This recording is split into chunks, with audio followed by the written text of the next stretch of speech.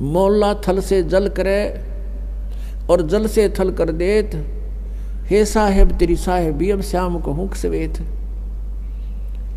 परमात्मा सब कुछ कर सकते हैं। जब तक आपके मन में ये खरपतवार भरा पड़ा है, खुरापात भरे हैं, ऐसा नहीं हो सकता वैसा नहीं हो सकता, तो आप इस अध्यात्म ज्ञान को नहीं समझ सकते, फिर आपका प्रयत्न व्यर्थ होगा।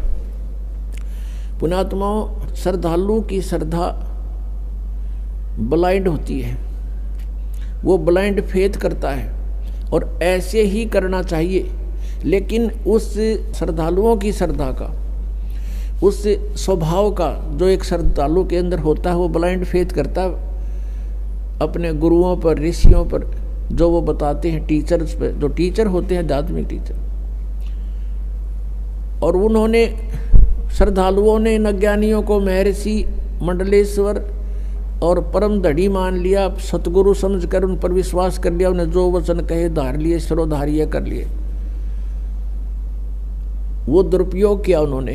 अभी तक मूर्ख बना रहे हैं, उनको खुद ज्ञान नहीं, श्रद्धालु उनके पीछे लगे हुए हैं। अब आप जी को ये ज्ञान ग्रहण करने के लिए फिर से आपने उसी स्थिति पाना पड़ेगा, क्योंकि काल ये चाहता है कि ये भगवान से दूर हो, किसी तरह हो। जैसे पूरा चीन नास्तिक बनवा दिया और रूस नास्तिक हो गया, क्योंकि जैसे महात्मा बुद्ध थे, ये पुण्यकर्मी प्राणी था, स्वर्ग से सीधा आया था, राजा का लड़का था। जो व्यक्ति स्वर्ग से आया है तो यहाँ के सुख उसको कुछ नहीं लगते, उसका मन नहीं लगा, पिछले संस्कारों ने अंगड़ाई ली, वो घर त्याग कर चला गया, मनमुखी साधना शुरू कर दी, हठ योग किया, मरने को हो गया। गया के अंदर एक माई ने उसका मुंह का दूध चावल लगाए, जब वो धीरे धीरे होश में आया, कुछ फिर आहार करने लगा, तब उसने कहा था, starvation could not lead to salvation, भूखा मरण तक भगवान नहीं मिल सकता। फिर उसके पिछले संस्कार थे कुछ, उसके कारण उसके वचन में शक्ति थी, लाखों लोग अनुयायी हो गए, लेकिन वे ऑफ वर्शिप ठीक नहीं थी। जैसे पूरा चीन महात्मा बुद्ध के विचारों से प्रभावित होकर उसके साथ धार्मिकता से लगे थे, ना कि राजनीति से। अब आगे चल के महात्मा बुद्ध के द्वारा बताए गए साधनों से, वे ऑफ वर्शिप से, पूजा की विधि से कोई लाभ हुआ नहीं, वो नास्तिक होने थे, क्यों, भगवान है ही नहीं फिर।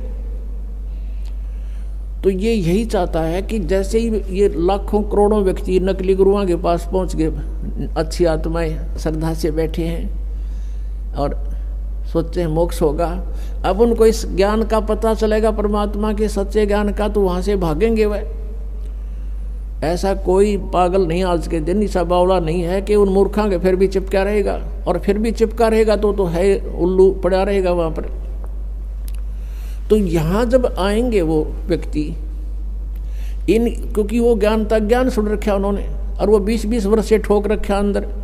अब वो धीरे धीरे जब ये ज्ञान यहाँ से शुरू होगा तो वो उनके मन में वो खुरापात विद्यमान होंगे जो पहले अज्ञान सुन रखा। वहाँ तो वो ब्लाइंड फेथ कर रहे थे, अब यहाँ ब्लाइंड फेथ हो नहीं सकता, क्योंकि वो दूध के जले हुए हैं। अब छाछ को भी फूकेंगे तो उनको टाइम लगेगा सेट होने में। इतनी और उनका दुर्भाग्य है कि वहाँ से लोगों के फंस गए जिनका ज्ञान भर दिया आपके अंदर। लेकिन अंत में फिर आपने जब ये ज्ञान और ये प्रमाण सामने आएंगे, फिर आपने पुनः फिर ब्लाइंड फेथ करना पड़ेगा इस दास के ऊपर। और जब आपके हृदय की अग्रम मग्रम खत्म हो जाएगी, ऐसा नहीं वैसा नहीं, तब भक्ति शुरू होगी। गीता जी अध्याय नंबर 2 के श्लोक नंबर 46 में कहा कि अर्जुन, जब तेरी बुद्धि भिन्न भिन्न प्रकार के भ्रमित करने वाले वचनों से हटकर एक तत्व ज्ञान पर आश्रित हो जाएगी, तब तक तू योग को प्राप्त होगा।